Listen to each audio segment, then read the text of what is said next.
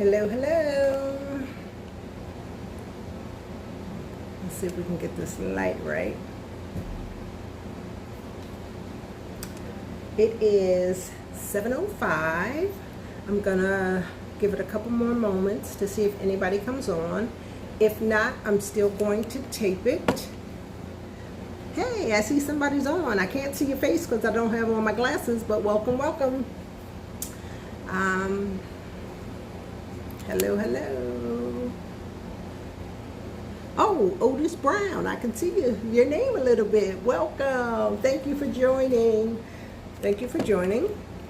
I'm just gonna give it another second or so, and then we're going to start our Mindshift Monday. I originally named it Mindset, but I figured I, as well as many of you, possibly needed a mind shift, so I switched the name from Mindset Monday to Mindshift Monday. And you know what? 7:06. I'm gonna get started. So welcome, welcome, hello. I'm so glad that you joined me. I am Celeste Mumford, the creative behind the Daily Cleansing Lifestyle. If you're on this page, you know a little bit about my story and weight loss and reversing prediabetes and borderline high blood pressure, gaining energy, and all things that come along with a low carb, higher fat and protein diet. So with that vein in mind, I'm going to talk about Mindshift Mondays, which are conversations that we'll have Monday nights. I'm looking at every Monday night for as long as it lasts at 7 p.m. Eastern Standard Time. And we're going to really look at things that hold us back from achieving our best selves. Now, I'm coming at it from a food perspective, weight loss or weight gain. Some people want to gain weight, lose weight. Some people want to gain stamina, energy. They just want to have gain vitality and just feel good in their bodies. So that's the perspective that I'm coming from. However, mind shift determines everything in our lives. So you can relate it to other things, even though I'm coming from a food perspective. Right? So I plan this to last about 30 minutes or so. If you have any questions, replies, comments, recommendations, suggestions, please type them in the comment section, and I will reply to everything within 24 hours. So ask away. I'd like to have a dialogue, but I know it's kind of hard in a live because you're typing, I'm talking, and we can miss each other. So let's face it. I'm working with a coach to uncover some of my mindset and things that I need to switch in my own life. And in coaching people in the Daily Cleansing Lifestyle, I've also realized that other people need the same thing that I need. So as I receive it, I'm going to give it as well, and hoping that we can all have a shift where needed when it comes to our health, well-being, our lives, our families, and just taking good care of ourselves, right? So many of us know what to do. Many of us know what we ought to do. We know what we should eat, what we should not eat. The question becomes, why aren't we doing the thing that we know to do, right? So I've spoken to so many people who might have prediabetes or who might have diabetes, and or they're just overweight, or, you know, not happy with some facet of their lives which can be associated to food. So the question is, if we know what to do, how to do it, why we ought to do it, why aren't we doing it? And that's like the $64,000 question, because I talk to people and they can tell you everything that they need to do. Yep, I need to do this, cut this out, I need to add this, subtract this, I need to walk, but they're not doing it. And most of it is that the mind is the battlefield, right? So you've seen before where there's an angel and a devil on the shoulder, and they're both whispering counter thoughts in your ear. And one says, oh, you're fine the way you are, keep doing what you're doing. The other one says, no, in order for you to have life and have life more abundantly, you need to shift some things around. You need to change the way you eat. You need to change your relationship with food. And then if we're left to our own devices, we're going to default to the thing that we know. The thing that even though we want to lose weight, we're going to default to keeping things the same because either we don't know how to execute it or because it's just too much of a hassle. So I asked the question in our daily cleansing lifestyle community last week, and it's what's blocking you from reaching your weight loss goals. And most people said, me, I'm blocking myself. I'm sabotaging myself. It's me. I eat late. I do things that I know that I shouldn't do. So many people were self-sabotaging. And I was one of those people that self-sabotaged until the nurse practitioner told me, listen, if you want diabetes, you're on your way to it, keep doing what you're doing, you're going to win the prize, you're going to get diabetes, yay. If you don't want it, change this around. Cut out this, and this. And so she said, the ball is in your court. You can have it, you can get it, you can prevent it, you can reverse it, you can turn things around. It's all on you. Like, I'm not going to keep telling you this every time you come to the office. I'm not going to beg you to save your own life. I'm not going to beg you to be healthy. So she kind of gave it to me cut and dry. And when I had a chance to think about it, I thought about my grandmother who lost her sight and had a leg amputated due to diabetes. So my logic connected with my heart. So I had a mind-heart connection. And I said, you know what? I don't want that. I don't want, if I can control diabetes, which I can't control a lot of things in my life. I couldn't control when I had a breast malignancy, right? I had to be able to deal with it, but it wasn't something that I knew I could prevent. The doctor said, you can prevent this. So I made a decision. I don't want diabetes. I just don't want it. So she told me to cut out all the white stuff, bread, pasta, rice. She told me to cut out grains and starches and root vegetables because they all convert to sugar. She told me to get off sugar. And in the beginning, it could be overwhelming because you're like, well, dang, what the heck am I going to eat if you're telling me to give up all the good stuff that I like? But I made that decision.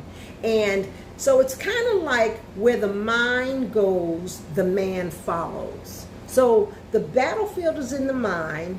Typically, we follow our mind, whether it leads us down a dark path, whether it brings us life or death, we follow our mind. So that's why it's critical that we have a mind shift, right? So in these weekly Mindshift Mondays, we're going to talk about all things battlefield of the mind. Today, we're going to talk about where the mind goes, the man follows. So if I look down, it's because I'm checking out my notes, right? So we're going to dig deep into why we self-sabotage. If we know something is good for us and beneficial to us and makes us feel good and gives us vitality and strength and stamina and weight loss, why aren't we doing it? If we know to do it, why aren't we? And that's like the biggest question. If we can answer that for ourselves, then we're on to making a viable, sustainable switch or choice. So why are we putting off until tomorrow the things that we can do today? Why are we not choosing ourselves, right?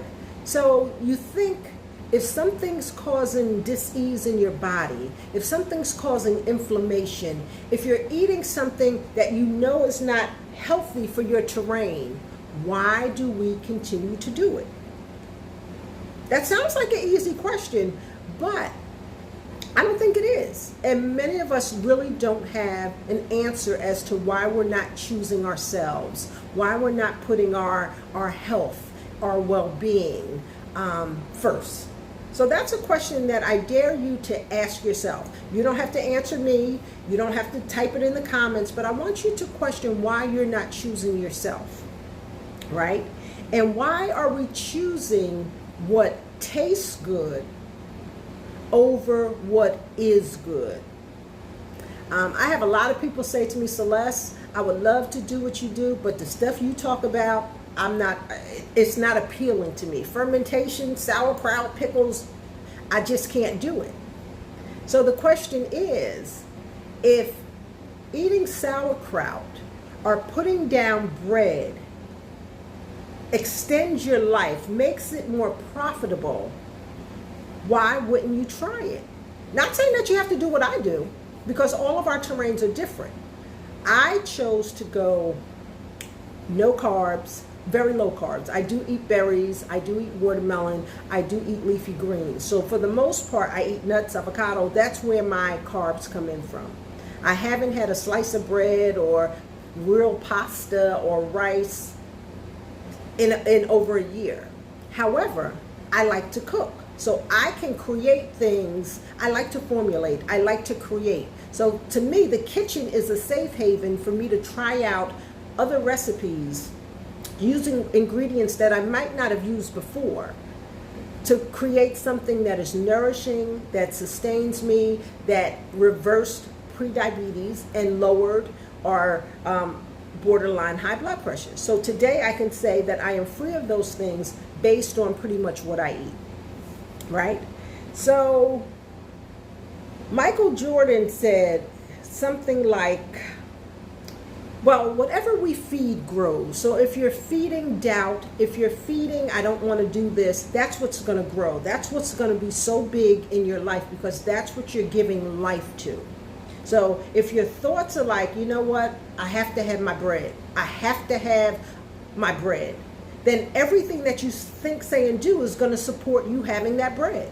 Common sense is going to go out the window.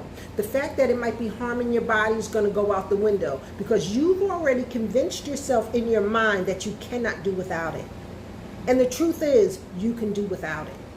You can do without it. Many people had to change the way they live, change what they eat, change their relationship to food, eat at different times of the day, don't eat late at night, because they were worth it. They deemed themselves worth the trial of it, worth the pain of it sometimes, to make themselves healthy. So where the mind goes, the man follows. Whatever you feed grows. And Michael Jordan said it something like this: for something to happen in life, it must first happen in your mind. So you have to see it before you can see it, right? In some areas of our lives, our mind has taken us fabulous places. We have enormous success and abundance in lots of areas. We have great careers, homes, spouses, children. We have big bank accounts. We have businesses. We're entrepreneurs. We have all of this stuff going on for us. But the one thing that eludes many of us and slips right through our fingers like sand is the ability to control what we put in our mouths. And so it's kind of like, why can't we control? And guess what? We cannot control everything. But there are things that we can control. We can control the times of day that we eat, knowing that we can live off our fat for days. Trust me. While I lost 50 plus pounds in 5.5 months, I still have lots of fat that I can live off of. So you can't have faith and fear. They cannot occupy the same space. So I want you to think about what your ideal self looks like, right? What are you worth? What's your health worth to you? So even with all of the above successes, self-care, eating for our terrain, adding proper foods that sustain life and bring life versus eating foods that are maybe high carb and high sugar that bring us death and destruction and inflammation and pain, releasing weight, sleeping well, gaining energy. Why does that elude us? Why are we so on point in other areas of our lives? I mean, look at Oprah Winfrey. Look at lots of people who have wealth and fame and success, but they cannot control their weight, right? And that's a big question. So I really want us to look at, what is it about us that mentally we have a blockage for? Do we think we're not worthy of our ideal weight, of our ideal self? Do we think it's a negative? Or is it going to be bad for us? Are people going to shun us because we lost weight? Or like, what do we gain by losing weight versus what do we lose by losing weight? A couple questions that I would love for you to ponder for yourself. What is your ideal self or your ideal image? If you can use your sanctified imagination and just close your eyes, what would you look like in the best idea of yourself? What would your weight be? What would your skin look like? Your hair? What is your ideal situation for yourself? And many times we don't let ourselves go there. We don't let ourselves dream and have visions of what we could be because we think we'll never achieve it. We'll think we'll never attain it. So therefore, I'm not even going to think about it. I'm just going to be content with where I am. I don't like where I am. I want to lose weight. I want to eat better. I want to start walking, but I'm good. So you can't be good and want something else at the same time, because two things cannot occupy the same space. So let's think about, and you might want to journal, you might want to write down. Some people, and my coach, I was surprised. As I'm talking to her, she's uncovering some defense mechanisms that I had when it came to food. Maybe you wouldn't fit in, or, maybe a lot of your family members are overweight and you'll get kicked out the tribe if you lost too much weight because, you'll remind them of their need to possibly eat healthier. Or maybe something happened to you with childhood trauma and you feel as though if I'm heavier, I'll protect myself. Nobody will bother me. So there's a lot of mental things that are going on to keep us, to lead us where we are and to keep us where we are. So I'd really like us to think about that. Another thing to ponder: are you worthy of your best self? Are you at your best self? For some people, the answer might be, yeah, I'm at my best self. I'm good, and that's fine. And I applaud you and congratulations for that. What are you afraid of?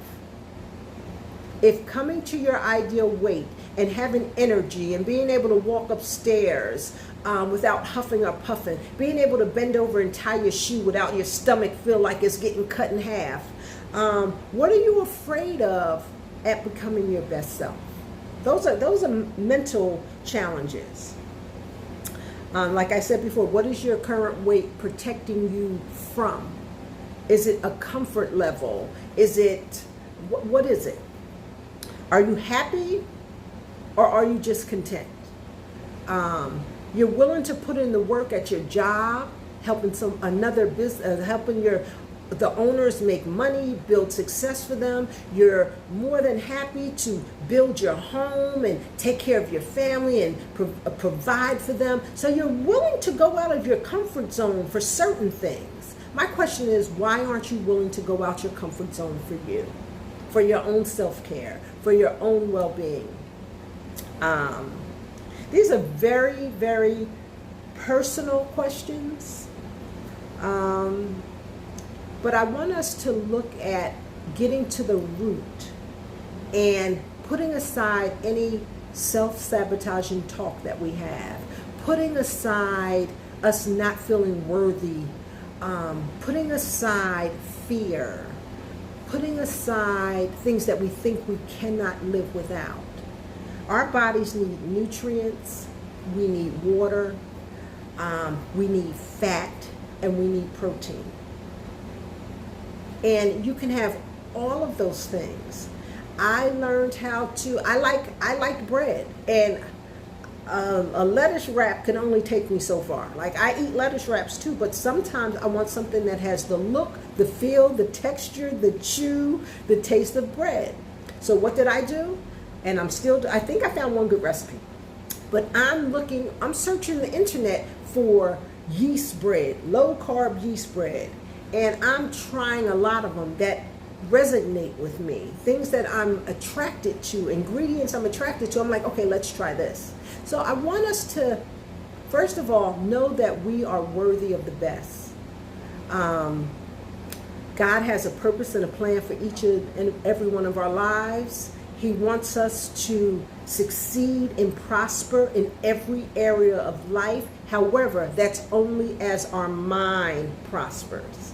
So we can have everything that we're supposed to have, but it takes a renewing of our mind. We have to know that we are worthy of our best selves. Some of us might only want to shed 5 pounds. Some people might want to gain 20 pounds because they have the opposite or reverse situation. They want to gain weight. The thing is, be honest with yourself, have a real dialogue with yourself, and ask yourself, why aren't I choosing me? Why am I self-sabotaging? What is it with me that I am not worthy of my ideal body type? And the thing is, when you choose to eliminate carbs, which the Daily Cleansing Lifestyle is using ancient pillars of feasting and fasting, or building and resting according to our body's natural cycles. So there are times when we should be fasting. In a 24-hour period, we are fasting every day from our last meal, whether it be dinner, lunch, whatever it is, until our next meal when we break fast. Our bodies require it. So from 4 a.m. to noon is the elimination cycle. That's when our bodies eliminate what's in us that it doesn't need, whether it's through sweat, through urine, when we go to the bathroom. It's processing those things to eliminate. So really, from 4 a.m. to noon, we shouldn't be eating. Most of us are asleep at least until 6, 7 o'clock in the morning, 5 o'clock. If you can participate with your body's natural cycles and just drink water until noon, drink black coffee, drink naked green or black tea. Naked means with nothing in it, no added flavorings or colorings or sweeteners, whether they're fake or real. And then from noon to 8 p.m., our body is digesting. That's the time for us to eat, right? So what you eat is just as important as when you eat. So you should eat good food for your terrain. Then from 8 p.m. to 4 a.m., our body is assimilating, meaning our body is using the food that we ate between noon and 8 p.m. It's utilizing it. It's sending it where it needs to go so that it promotes health in the body. Now, our bodies are challenged when it doesn't recognize what we ate. So fake stuff, processed stuff, artificial flavorings, a lot of things like that, our bodies just don't know what to do with. So it's hard to assimilate something when your body doesn't even know what it is. So eating, when we eat, is important. Breakfast is not the most important meal of the day, but breakfast is. Whatever we eat, the first meal of the day, whether it's noon, 2 p.m., 1 o'clock, 6 p.m., whatever it is, that's the most important meal of the day. And it should be real food that your body recognizes. But then it becomes, what do I eat? Everybody's different. Hopefully none of you are pre-diabetic or diabetic, and you can eat whatever you want. If you can eat whatever you want, more power to you. Consider yourself the exception, not the rule. If you can do that, you still want to eat good food that your body can recognize and use. However, I'm talking more about people who are overweight. Like at my highest, I think I weighed about 190 pounds. 190, 192, somewhere around that. And that was maybe 2 years ago, 3 years ago. So for me, because diabetes ran in my family, because I was pre-diabetic, and a lot of times you can tell by the circumference of your stomach. A lot of people with big stomachs, big midsections, might be diabetic and not know it, or might be pre-diabetic and don't know it. So part of it is you want to reduce the size of your stomach. You want to get rid of insulin resistance, which means your body is not processing the sugar. Remember, carbs, bread, rice, pasta, root vegetables, grains, starches all convert to sugar. So just give up something. Make it give it up Wednesday, where on Wednesday I'm not going to eat any carbs, or today I'm not going to have bread, or try to move things around to make it easy for you. But you have to battle your mind. The battlefield is the mind. And everything in your flesh is going to say, keep doing what you're doing. Boy, you know you love that bread, or you know you can't live without spaghetti 3 times a week, or pasta. But guess what? You can. You can try it.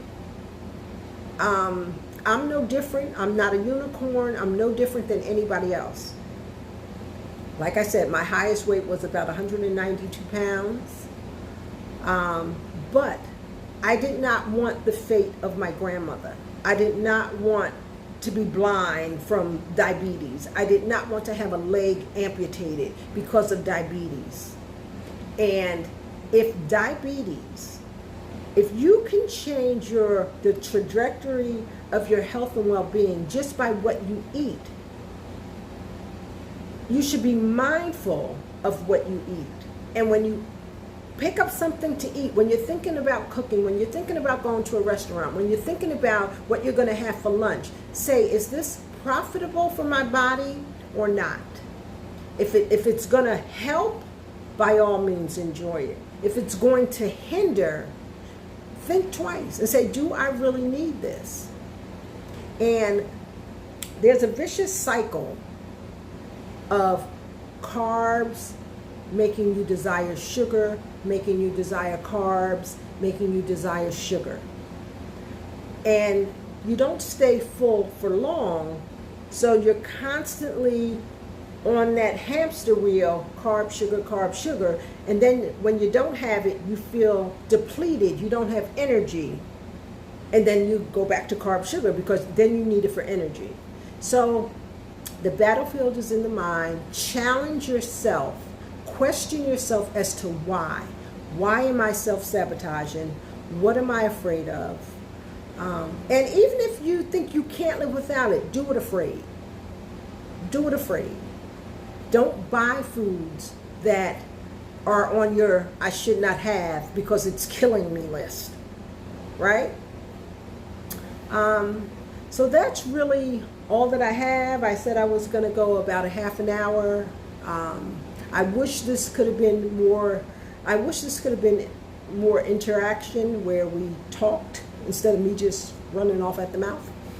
But if you have any questions, if you have any comments or anything that you'd like to add or topics that you'd like to talk about, post them in the comments section. I will, I think, if I can figure this out, have this on a replay so you can watch it later and possibly post questions then. All right, Otis and any other people that are on, I thank you. I'm here to serve. As I learn, I want to share.